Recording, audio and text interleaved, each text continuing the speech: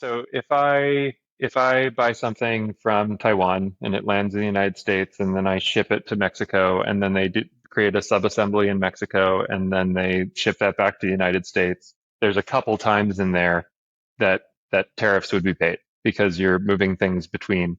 Um, when something is consumed or destroyed in the manufacturing process, so basically it has become part of another assembly, that should basically reduce the cost of the tariffs paid. And so you only pay the tariffs one time instead of repeatedly. And what you need to do to make that work is you need really meticulous documentation of the materials and where they've gone and what they've done, which like that story again, this was like we built a digital platform for it, so that's been an interesting, we just have that documentation, but that's a super challenging thing to do. And so there is a little bit of sensationalism when someone says to make a car you're going to have to pay 5 times as much as the car because of the tariffs of moving materials between Mexico and the US and Canada and There are opportunities to get those dollars back as an organization, but the documentation is very, very challenging. You just have to do the paperwork with the United States to get that money back, and you still have to pay that money up front. You still have to pay the tariffs to get the materials released from customs. And so